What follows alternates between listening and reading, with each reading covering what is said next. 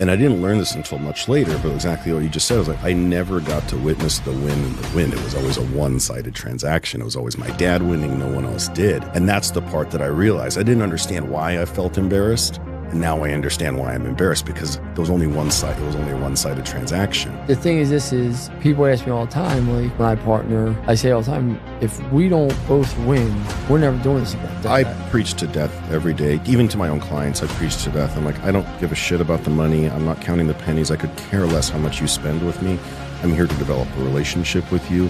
I treat every relationship as seriously as I do a marriage, because I don't want to waste time. I'm thrilled to be here. This is exciting to be with you. I've watched your story now for many years. I met you at SolarCon 3 years ago. You probably don't remember that, but I met you at SolarCon 3 years ago. I was really inspired by your story. You have a hell of an amazing story, and if people don't tell you that enough, let me just tell you right now, you have a really inspirational story, and it got me. I mean, it got me right in the feels. And I mean it. And it inspired me to think bigger. It inspired me to really. It got me out of my comfort zone. It made me realize that I was definitely thinking too small. And I say this literally, I mean it, not to kiss your ass. You literally probably inspired me in the most meaningful way, more than most people that I know.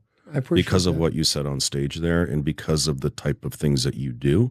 And it made me think much bigger. My dad proved to me, bless his soul, he proved to me what it meant to unfortunately not have a win-win, because I got to see it firsthand. My dad, bless his soul, he was the funniest dude. I mean, he would negotiate. I used to joke around, because you can imagine, right? Old school Russian Jews like that would negotiate like just violently, right? It was just over the top, right? And I would always joke around, like my dad would be the kind of guy who would walk up to like a Coke machine and be like, "I'll give you 20 cents."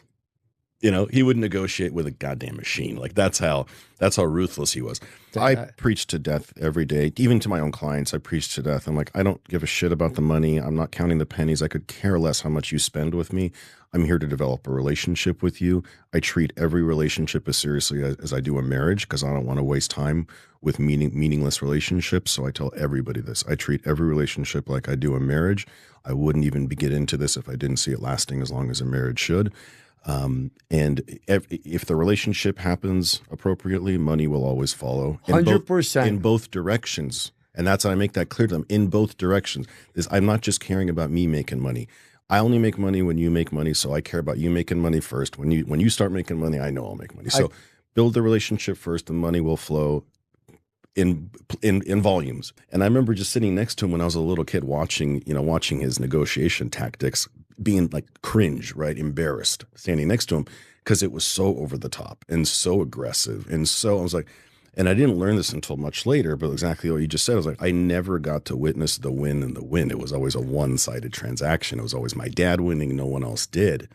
And that's the part that I realized. I didn't understand why I felt embarrassed. And now I understand why I'm embarrassed, because there was only one side. It was only a one-sided transaction. Now I've learned from, I've never been that way, but now I realize there's only success when both parties win. It's the only way. And I'm proud. I'm excited when I show them, here's how you're going to win. The thing is, people ask me all the time, like when I partner, I say all the time, if we don't both win, we're never doing this again. Like, why? I mean, people beg me to partner and I don't do it. We probably go through, now it's probably when I have every 500, it used to probably be less. Like 200, that's probably 500 where we just don't even part. Like people like guy tried pitching me today from fucking Costa Rica, right? Like I'm like, why would I, he's like, I'll give you 20% of my company. Why would I take 20% of your company when I'm the guy with the know-how, the operations, but you don't have to put no money up. Yeah, I still want my half. My team's going to be deploying and winning this thing. You're not. There's a major disparity between efforts. He's like, right? Well, he said, I came up with the idea. I said, dude,